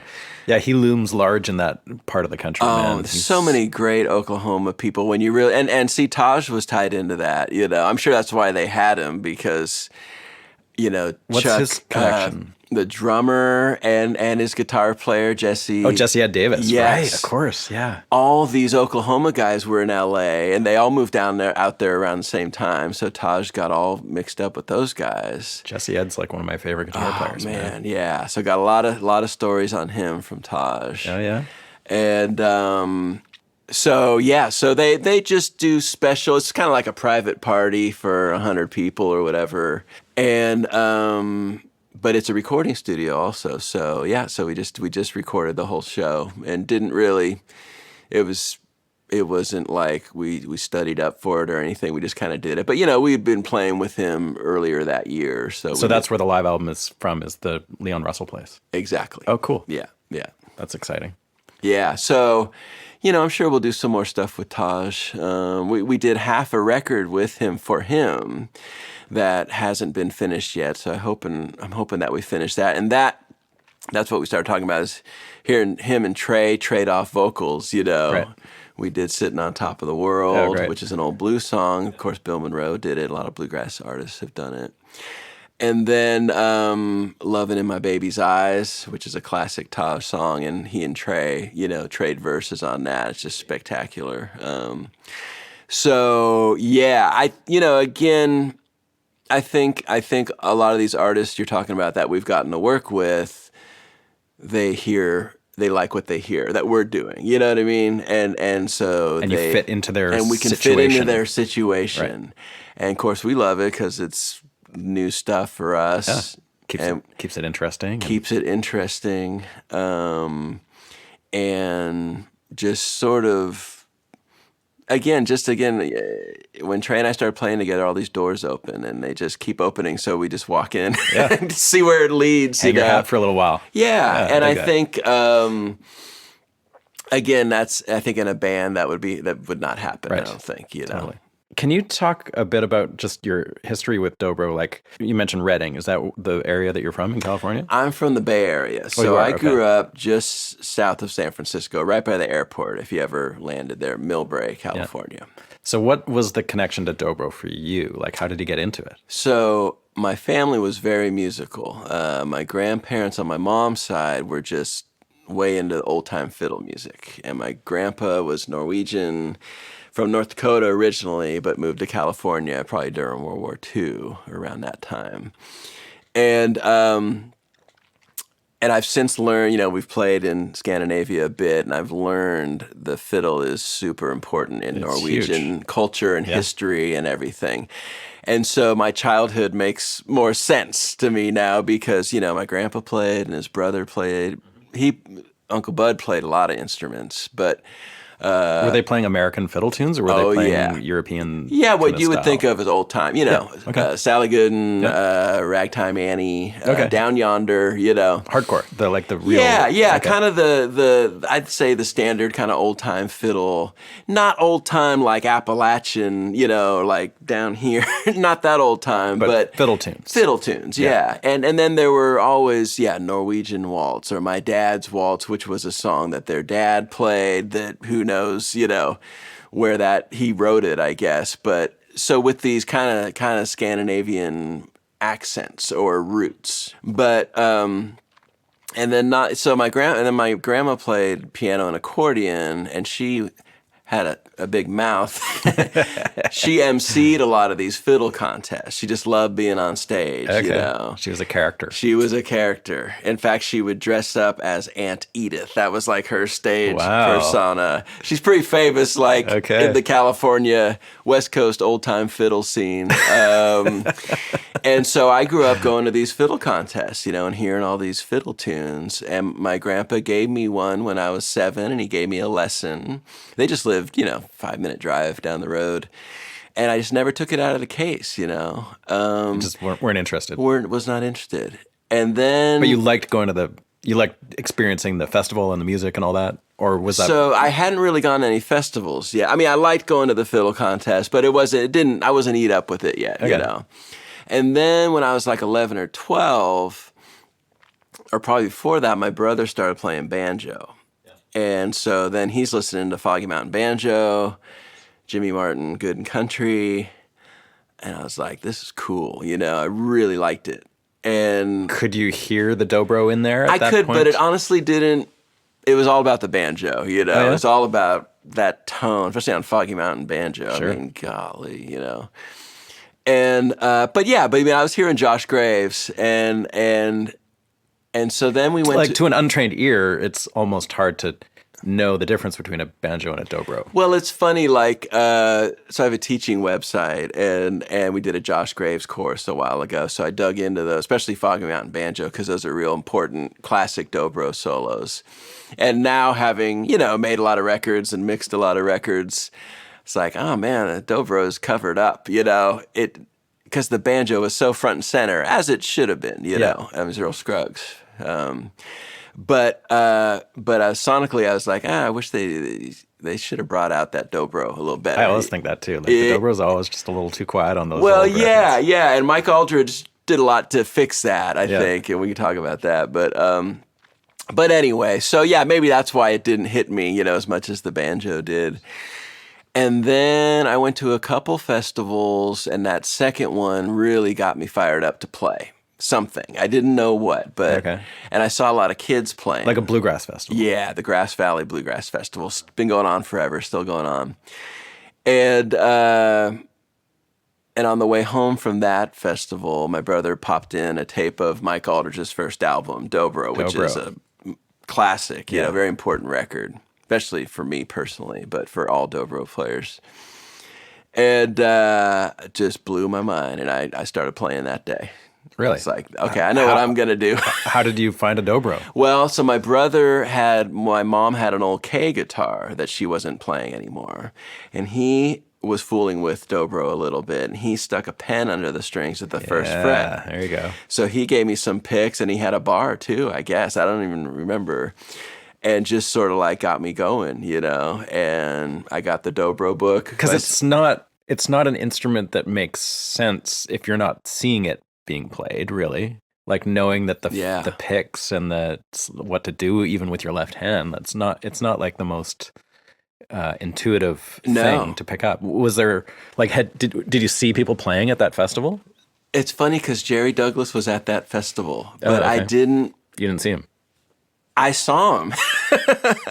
But it didn't hit me. Oh, really? Wow, okay. Until I heard Mike on the way home, Yeah. you know? Yeah. And then Jerry Douglas hit me later in a big way, you know? But yeah, it's kind of funny because I did see him play and I liked it, but it didn't make, I don't know, just something about hearing Mike's record on the way home is what got me going. Interesting. So did you get into the point where you were like learning all that shit off Dobro, note for note kind of thing? It was that kind of a thing for you? So that was great just to have that lightning bolt experience, but really when I look back at it, it's really weird. So my grandparents that were into music, they had a campground up in the Redwoods, up in Humboldt County. Uh-huh. And so I spent my summers up there. That was maybe the first time where I spent the whole summer up there, like my brother did from early on. I mean, he really helped out a lot, you know, and you basically were sort of like their employee, non-paid employee. Yeah. And my grandma was kind of a slave driver, you know. She got stuff done, or she had other people get stuff done for her. There's the key right there. She was a good supervisor. So, you know, so it's like, so that may have been the first summer where I went up there and I was sort of the camp kid, you know, that was doing a lot of stuff. But she went into town, Garberville, which is just a tiny little town. I played in Garberville. You know what I'm talking about, right? You know exactly what I'm talking about. And she, like I said, she had a big mouth, so she just started, hey, does anybody teach Dobro? Anybody teach Dobro? And there was a music store called the Singin' Salmon, because, of course, salmon are big up there in that part of the world. And the guy's like, yeah, there's a great Dobro player named Ron Stanley. Wow. Who lives in Garberville or lives outside of town. Okay, great. Give me his number, you know. So my grandma talks this guy into coming out to the campground once a week. Turns out he's great, you know, great player. Wow. And he was so good to me. He wrote tablature, and I remember he wrote out, I still have it. He wrote out some rolls, and Cripple Creek, I think, was the first song. And then I had the Dobro book by Stacy Phillips. Mm-hmm. And then there was another book by this guy, Stephen Toth. And I remember I bought it at that Singin' Salmon. I never thought about that. But yeah, I bought it there at that little music store. And it was very good beginner, very simple. So the book thing worked for you. Like that doesn't work for everybody. It's funny because when I teach people, I'm like, don't do tablature. I mean, it's a good starting point, but then throw it away as quick as you can. But it was great for you, me. It was, yeah. But so I did that, and I learned a lot from Tab. But Tab doesn't not give you the nuance of playing a Dobro. No. Anything, really. But yeah, especially Dobro. Because there's a lot more to it that you can't put. I remember learning Maiden's Prayer, not playing the rhythm at all, just playing the notes and not playing it in time, you know, because I didn't even really know the song. And I still am not good at reading the time signatures. I can read the notes. Of course, you know, that's what's great about tablature. It tells you exactly where to play the note, you know. But I had to put it together with my ear, and once I heard Maiden's Prayer, okay, now I see how it all. But my mom was really good. She would sit and play rhythm with me especially when I first started. That's handy. Oh man, it was great. And then, so fiddle tunes was your thing. Yeah, I mean, I remember working up a break to Ragtime Annie because nobody ever played that on the Dobro. You know, there's a lot of things that you were on your own. I still tell people that, you know, you play the Dobro, you're pretty much on your own. I mean, it's nice because we have the internet, you know. But people come up to me, it's I'm trying to learn to play, but it's tough. There's nobody around me that plays. And I'm like, dude, none of us have ever had anybody near us that plays the Dobro. I guess that's why I think it's so crazy that Ron Stanley, you know, this great player, was in Garberville. Just hanging out in Garberville, yeah. So great for me. Yeah. But when I could pick stuff up off records after maybe about a year or something, you know, I never... How old were you when you picked it up? Like 12? Just turned 13, just around my 13th birthday. Yeah. Were there other people, like, did you have friends that were playing music or bluegrass? Another bizarre thing, man. There was the Northern California Dobro Club had What? just started. Come on. I know. How is this possible? And in fact, my mom was just telling me she went to see Jerry Logan, one of the guys, play a gig, you know, over on the coast, down there by Millbrae, just the other night. And these guys were great because, and I was just telling my mom this, said Jerry Logan and Dave Putnam was another guy. So sometimes it was like the first Sunday of every month, and it was at like a park in Palo Alto or something. Okay. And sometimes there'd be like 20 or 30 people there. But then one time it was like, I think it was raining. So somebody said, just come over to my house. And it was probably 5 of us. Mm-hmm. But I have this distinct memory, sitting around the kitchen table, and we were playing a song, and I didn't know any songs, I just literally just starting, But they wouldn't let me go. They would not let me not take a solo. Right. And so it got me improvising, Yep. They made me walk the plank. They pushed me. Yeah, that's important. And that's what got my whole, improvising going, not being afraid of it, you know. So I really owe those guys a lot. So weird, So were those guys mostly older than you? They Oh, must have yeah. been. You were the kid, and they were... If you play bluegrass, you're going to hang out with people a lot older than you. It's just part of it. So how long was it before you got into a band of some sort? Not very long. I remember going to a fiddle contest in Cloverdale, which was a big one we used to go to, Cloverdale, California. And I was just jamming as much as I could, and I was just so eat up with it, man. And so I was jamming, and then this guy with long, just crazy hippie-looking guy, long hair, sweaty, dirty. Yeah, that goes without saying. And his name was Tom Etheridge, and he just sort of just invited me to join his band, right there. We played a little bit, and he's like, man, I got this band going. You want to join our band? And I was like, yeah, sure. And they lived in Marin County. What was that band called? Wild Oats. Okay. And Chris Caputo on banjo, and the guitar player's name was Boo. Nice. And he lived in Oakland or Berkeley. It was a pretty trad bluegrass stuff, or was it? It more was more progressive? no, it was more definitely like Newgrass Revival. Okay. But we did like Lonesome Fiddle Blues. And Tom was famous. Like you ask anybody in David Grisman's band, and they know Tom because Tom. This was the same guy who took me. Well, maybe I was talking to Missy earlier today, but the first time I saw Seldom Seen, he just took me backstage. He had no qualms about going anywhere. Right. He just walked like he owned the place, And so when I got to know Mike Marshall later, because, Mike was in Oakland when I was growing up in the Bay Area, and we talk about Tom, he said, yeah, that guy, one time we were playing in New York City, and the next night we were in Florida, and he told us, and he said, I'll beat you guys to the gig. I don't have a car, I don't have an airplane ticket or nothing. And sure enough, Mike said they got to the gig in Florida, and Tom was there at the backstage door, man. Wow. So he was a uber Grisman fan. And he had a blonde top mandolin like Sam Bush's, and he looked like Sam Bush a lot, had that long kind of curly hair.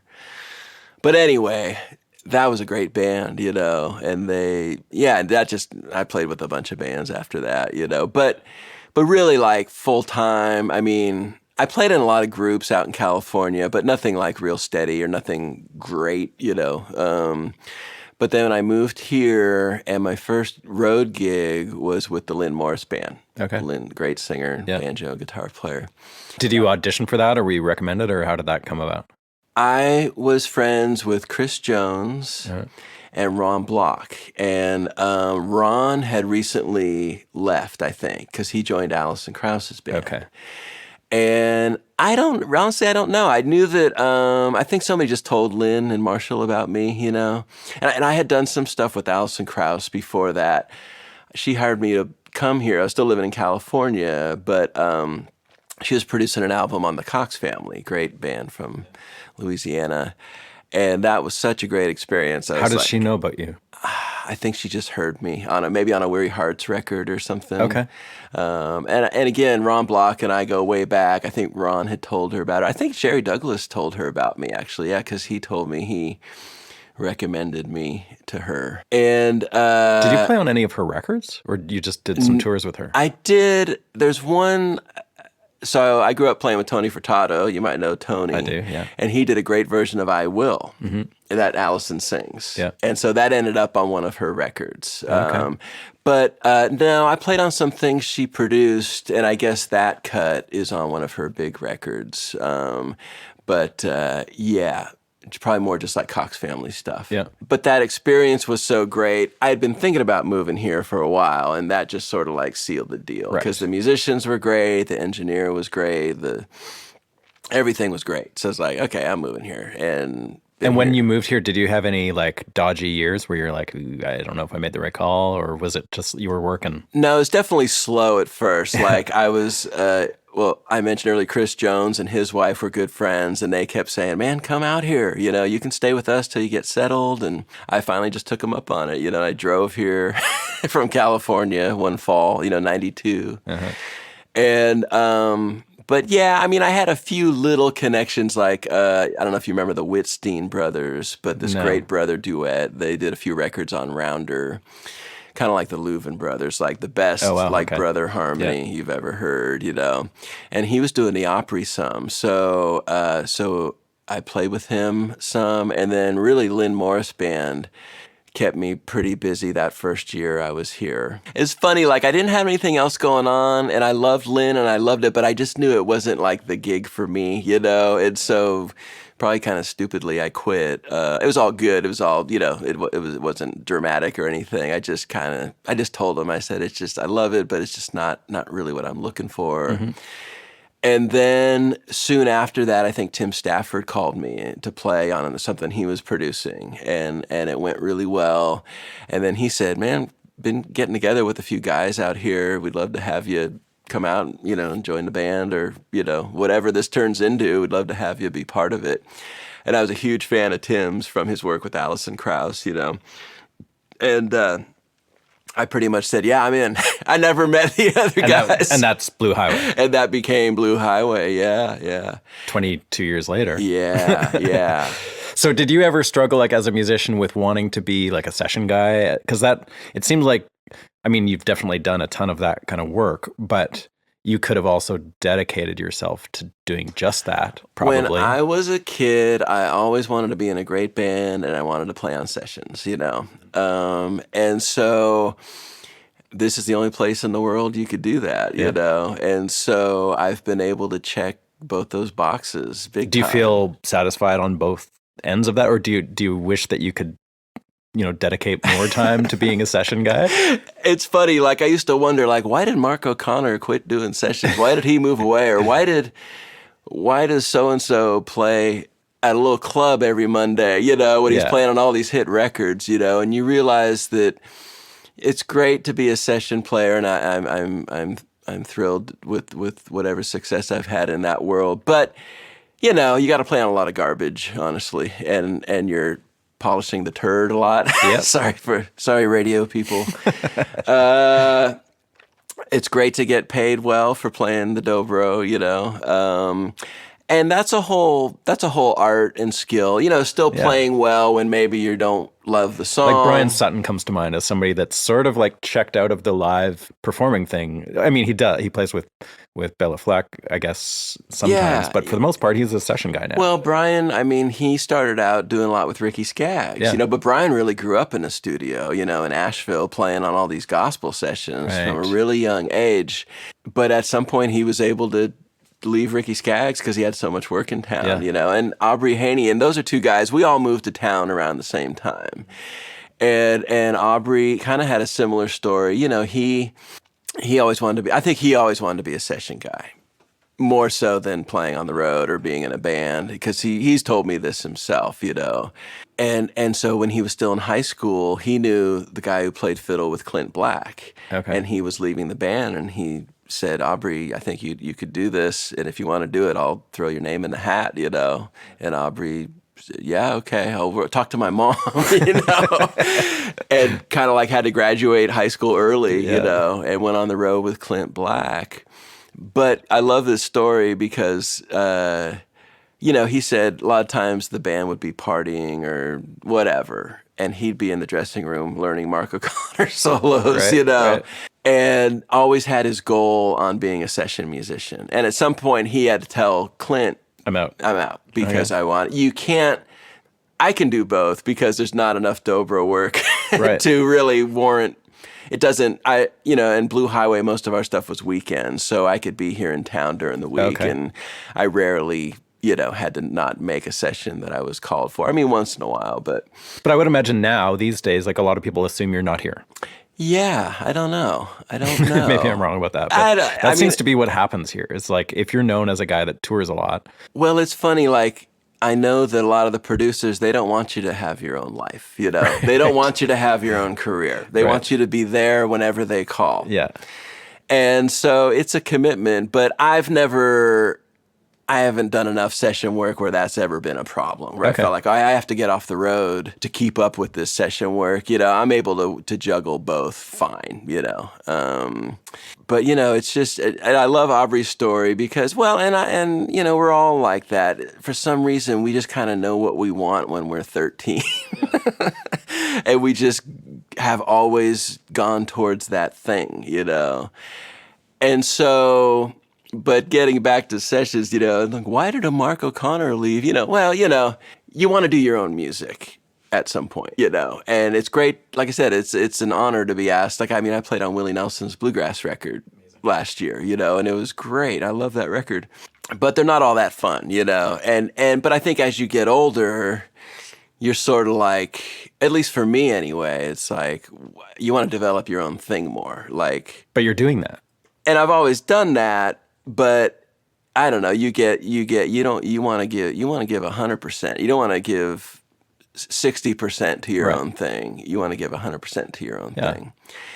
And I mean, I still play on other people's records, but I think just I never really wanted to just be a session musician. I always wanted to juggle the two, playing live with playing sessions.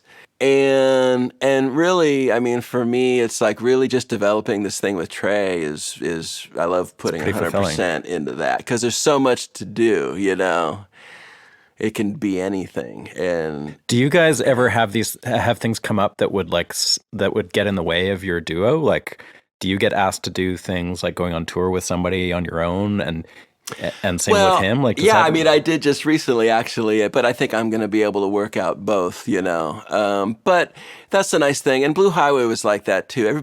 We all knew what was number one. Right. We all made it number one. Yeah. And I know a lot of bands don't have that, this guy can't do this gig because he's got a session or whatever, But I've been lucky to work with people who made the gig their number one priority, pretty much, And so, I don't know, Trey and I have always kind of done that, too. Just made it work. Yeah, just made it work. That's and cool. I think the gig means a lot to both of us, so we make it a big priority. Do you want to just tell me about your Dobro? Yeah. I'd love to. So have you got the new one here? Yeah. So this is the Rob Ickes model? Or It is, yeah. Whoa. Yeah. The story here is that I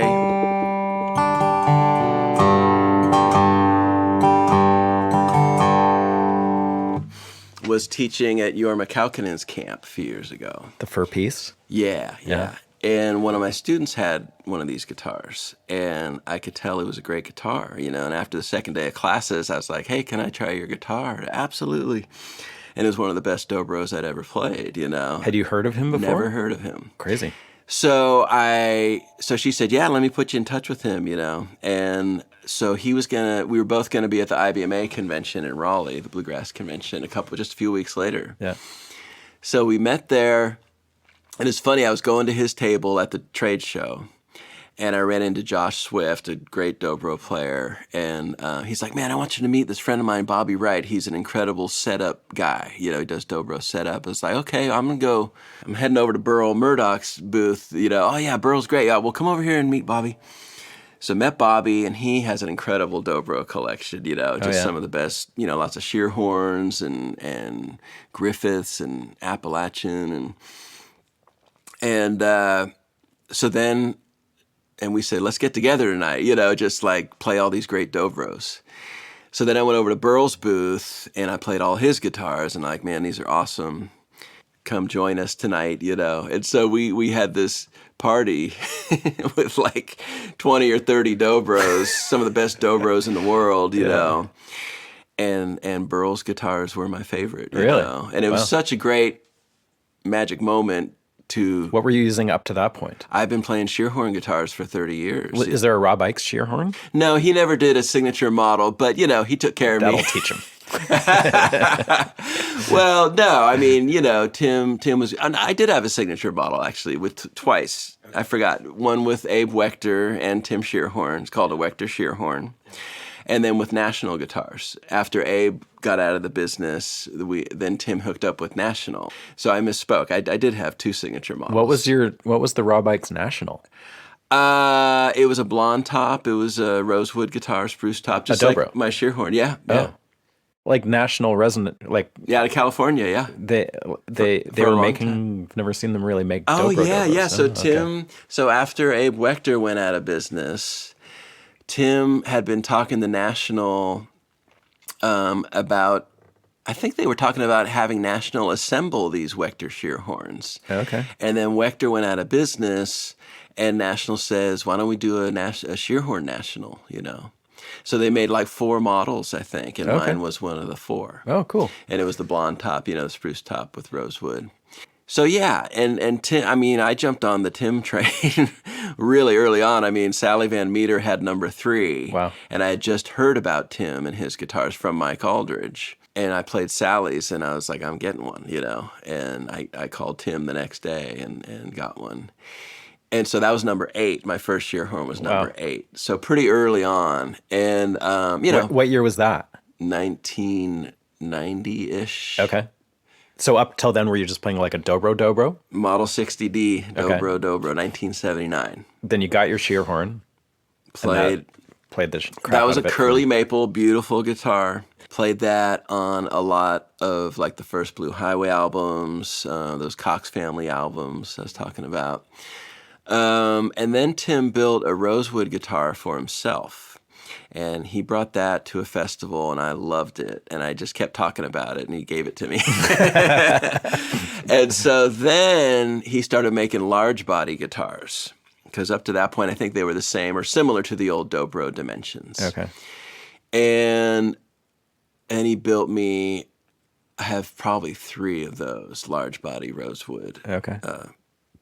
1 Brazilian rosewood, 2 Indian rosewoods and 1 Brazilian. Great guitars. I played those for most of my career, really. Yeah. And I always told Tim, or Tim and I would just joke, because that's what he would say. People would say, "Oh, you give Rob guitars," or "That's why he plays your guitar," or whatever. It's baloney, And I would say, if I ever play a better guitar, I'll play it, And I never played a better guitar until I played this Burl. And again, I wouldn't even say it's better, it's just a different sound. Mm-hmm. But these things have a clarity, and I mean, just, you barely touch it, and it just kind of explodes, It's got a lot of kick to it. They just seem real focused, and they cut a mic great, I mentioned that Willie Nelson Bluegrass album. I really like how it sounds on there. Yeah. It just cuts through a mix really good. And so you got no grills on there. That's just by design. They're just open. Yeah, we kind of quit doing that in the early aughts, maybe. Yeah. Is the resonator? Does he build those himself? Great question. So yeah, inside is the cone or the resonator, and this is a Paul Beard Legend cone. So this is kind of the Mike Aldridge style cone, I think. What makes it different from? I don't know. Okay. It might be the alloy. I honestly, I don't know. I used to use Quartermans. That's what Tim Shearhorn used. And then Tim started making his own cones at some point. And so I always had, after that, I had Shearhorn cones in here. But Burl, when he was using Legend cones, and when we did this signature model guitar, we tried lots of different stuff. Tried different bridges, because I've got the Fishman pickup bridge in here. But we tried Burl's bridge, and then we tried different cones. But I went with what Burl had. I really trust his instincts. Yeah. He's got great instincts. And so, so it's a Beard Legend cone, which is standard in all of Burl's guitars. Okay. Of course, he'll put in whatever you want, but yeah. Those things on the top 2 strings, are those muting harmonics? Is that what that is? They are. It's like these guitars, can you hear it? Even as I'm talking. Ha, ha. It's funny because I play a tricone and I just do basically what those are doing, but with like a piece of foam, because it drives me nuts what the B string does if it's not dead right there. So what I noticed when I started playing these with the pickup is that I was hearing a shimmer Yeah. after the note, especially if I was playing rhythm.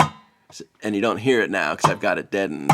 But when I would chop, especially with the pickup was picking up this shing, shing, shing. And so these are just little grommets. Are those part of the guitar? Or No, they're not. They're just little rubber grommets. And they just deaden the strings behind the bridge. And you just take those off when you change strings and then put them. Exactly. Okay. And it seems like it's just the high two. I don't hear it. Some people put them maybe on all the strings, but Are those a thing? Like, are those commercially available? I call them tone generators, and they're $50 a piece. Okay. No, I'm just kidding. Because they're just Home Depot. I think they're literally called grommets. They're probably for electric stuff. I gotta see really what those know. are. I can't even tell what. Yeah. So these guitars are just ready to bust, And so I love.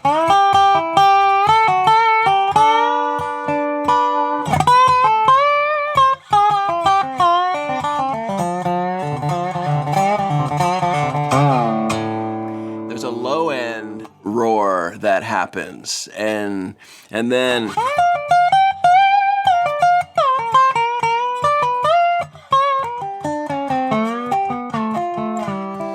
you can play the low strings up high and they punch through. Sometimes, especially old Dobros before Tim Shearhorn came along, they really petered out on the low end everywhere, but especially up here. And this thing, hear how loud that is? So I like to explore the low end on the guitar because I think it's a little bit uncharted territory on the Dobro. And Shearhorn opened that up for us. Interesting. Okay. And these have that also in a little different way, in a little more of a crisper way. So anyway, but yeah, so this, again, so Burl gave me one when I first met him there at IBMA. And was it basically similar to that? Or? Similar, yeah, curly maple. Yeah. And I just kept playing it, I mean, I've got some of the best Dobros in the world at my house, and I kept playing this, And so then he gave me another one a couple of months later, and then we started talking about doing a signature model. And so this is hard rock maple, which is similar to curly, but harder. And it's beautiful, it's just really beautiful wood. It looks awesome, yeah. Great finish. The guy does great finish work. And I don't really know anything about building, or woods. I'm pretty ignorant on it. And I said, dude, just do what you think I'm going to like, And so this was the third guitar of his that I got. This is the first signature model, and this is my favorite. So, and I just got another one at Resosummit, and it's gorgeous. I love it. But this one's still my number one favorite. Okay. It just has kind of everything that I look for. Do you find that's consistent with all the Rob Ickes models? Yeah. So you could pick one up from wherever, and it would be like this.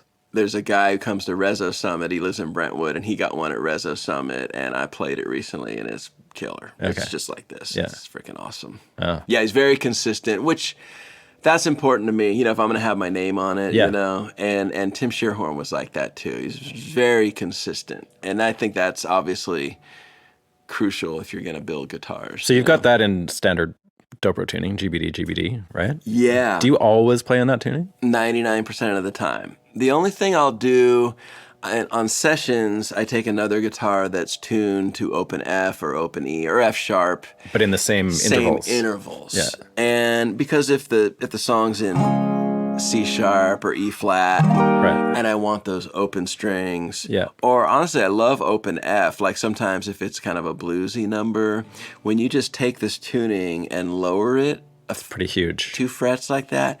The strings flop around more, and it gets dark, Like, I wish we all played an open F all the time, because it's, in some ways, I feel like that's where these guitars really bark, Yeah. So I love open F. I mean, I do some in open D. I love open D, Dad Fad. But I've always thought about it.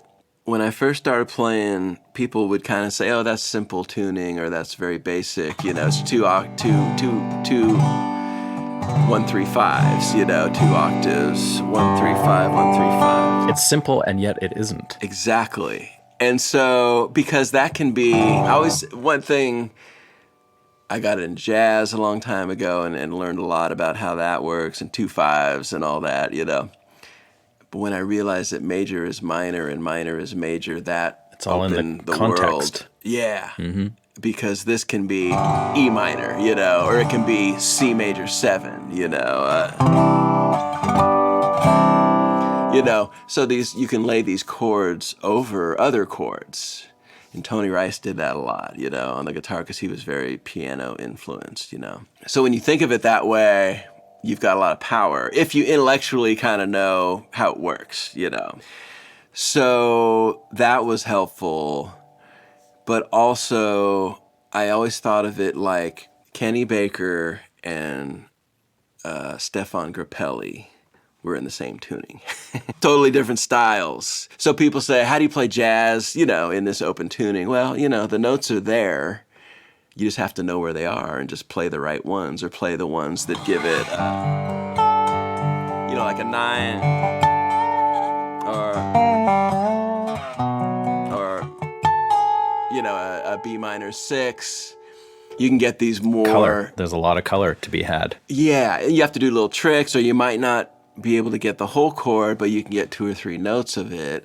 And if the guitar player or the piano is doing the rest of it, you're good, Yeah. And that's what a lot of jazz guitar players do, is they play these 2-note chords or these bass runs, and they make it sound like more, but they're just sort of augmenting what's already being played. So I think of it that way, and I seriously feel like it's all there. I just have to find out where it is. So to me, this tuning is great for anything. Well, yeah. It's been working for people for 100 years. And it is, I found out recently, it is the original Hawaiian tuning. Yeah. So I thought that was cool. I did not know that. But this is it, So it's all there. You just got to find it.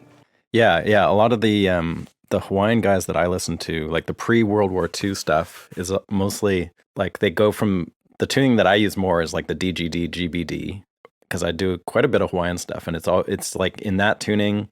But at the same time, there was a bunch of those guys playing your tuning, the GBD tuning.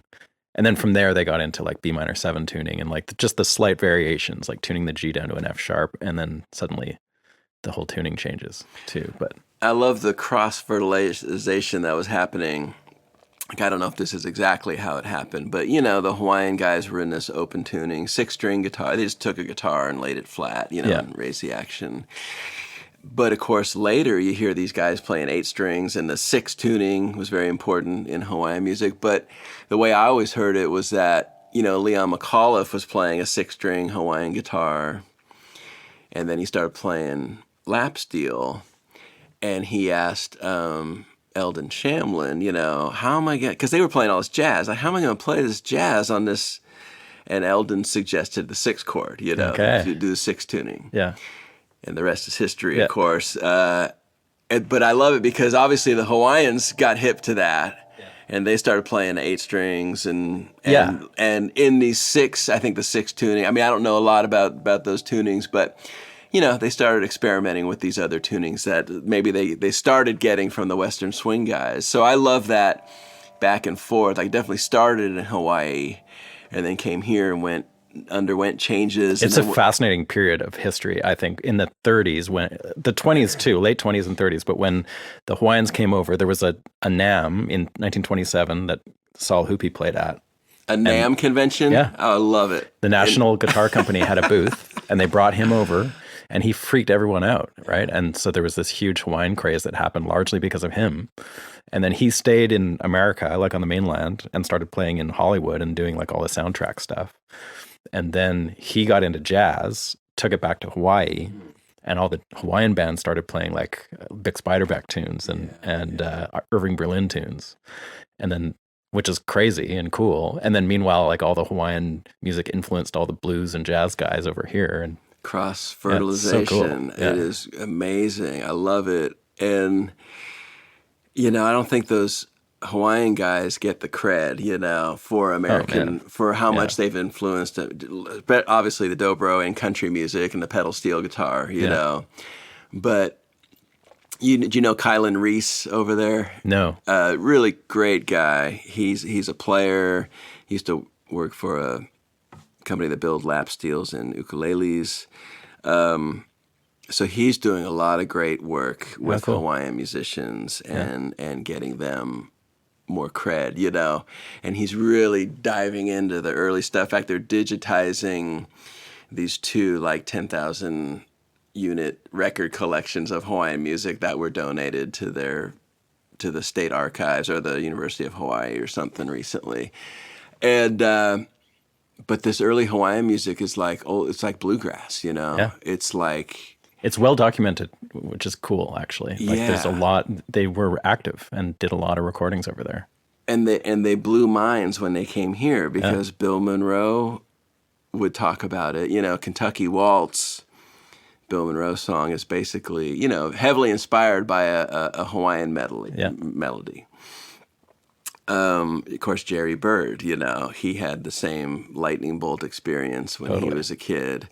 And of course, that changed the world. You know, Hank Williams and that's why we're all here today, you know. So, and then the blues guys, you know, we're hearing these slide Hawaiian players. So of course, the dobro, I don't know. Yeah. I mean, people don't realize it wouldn't have happened without this instrument, you know? Yeah. So it's kind of cool. Is there something you could play on that works as a solo piece that you could maybe just show me how that instrument sounds and like something that you've kind of worked up as a solo thing? Let me just move this mic.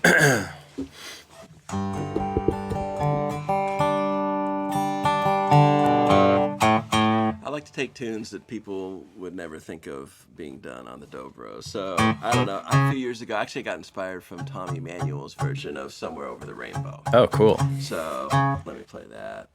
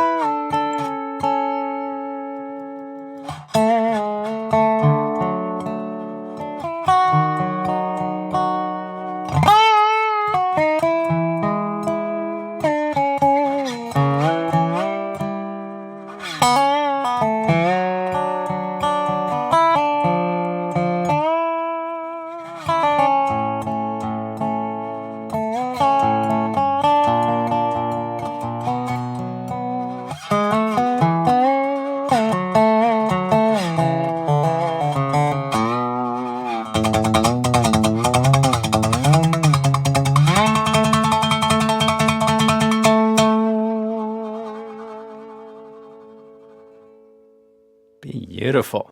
Man, that's killer. What a great arrangement. Oh, thank you. So yeah, like a couple things that I noticed are the slants are so precise. Like you're not thinking about that shape. You're like just it's happening. It's tough. I've always done slants, but talking about Hawaiian music and Jerry Bird, I saw some YouTube of Jerry Bird a few years ago, and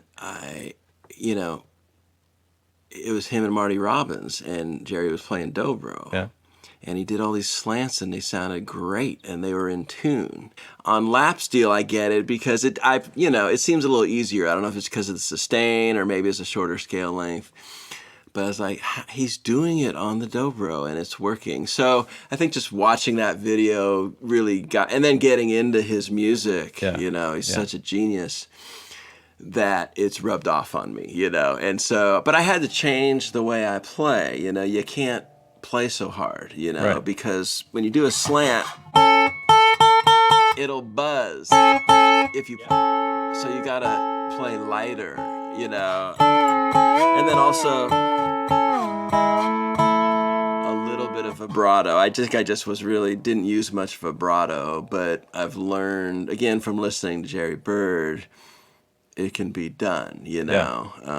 There's a way to do it and kind of make it sing without making it too nervous sounding, The other thing I noticed that I'd never seen before, even when I've seen you play, is that the bar kind of floats a lot. Like you let it go with your thumb. Oh, okay, yeah. Oh, I like that. Is that just for the vibrato? Is that like a technique that you've I feel like I'm getting my thumb out of the way because I'm playing chords with those low strings, maybe. I don't know. But that's an example, those are diminished chords. Yeah. But I'm not slanting or doing anything weird. It's sort of like, okay, we have diminished chords in this open G tuning, just a matter of like, intellectually finding where they are. Yeah. And then you can use them, musically. But listening to Jerry Bird has been an amazing experience. Yeah, I got pretty into him lately too, actually. He's amazing. Like very few musicians, he's technically so good you don't even realize how good he is technically. Yeah. You know what I mean? He makes it sing so much, it makes it sound very easy. Yeah. And just listening to him today, I was thinking, on the dobro, there are times where we grab things because they're close, or it's a position, or it's nearby, or whatever. He always follows the song. He never once. So there's a flow in his. It's like a singer. It's very vocal, and he has mastered that, And that's why we all play dobro, because it sings. And sometimes we forget that because we want to play hot licks or want to play some blues stuff, which I love too. But that's why we play the dobros, because it sings and it goes into your heart probably better than almost any other instrument, And Resosummit, that's an annual thing that you so it that's is. you teaching, and it's gathering a bunch of great players. We just had the 15th one in November, which is crazy. Yeah. But yeah, it's the only... I just made a record for a woman from Canada that came to it quite a few years ago, I think. Okay. Sue Decker, her name is. I don't know if you remember. Okay, sounds familiar. It's a good time. I mean, it's just... How many people go to that? About 100. Oh, wow. Yeah. Crazy. Yeah, we're at Scarrett Bennett Center, and that's pretty much all you can have. And we had a little over 100 a few times, but people come from all over the world, and we have the best players on the planet teaching, and we have concerts at night, and we call it Dobro Overload. And you're exhausted by Sunday night, but it's been a good time. It's very inspiring, and I'm so busy teaching and playing and doing, I don't even know really what happens there. Right. I know what happens in my classroom and my world, but on Sunday people are in tears, and it means so much to them, and it's kind of like a family reunion at this point, Well, thanks, Rob. Thanks so much for coming by, man. And nice to be interviewed by a fellow slide player. and thanks for playing that tune. That was beautiful. You got it. Yeah. You got it. Music Makers and Soul Shakers is a bi-weekly podcast produced at the Henhouse studio in Nashville, Tennessee. Please remember to subscribe to the show wherever you get your podcasts and follow us on Instagram and Facebook. You can also find us at makersandShakerspodcast.com. Thanks again to our sponsors this season, Larrivee Guitars, Fishman Pickups, Chase Bliss Pedals, Union Tube and Transistor, Spectra 1964, and the Henhouse Hang. Thanks for listening. We'll see you next time.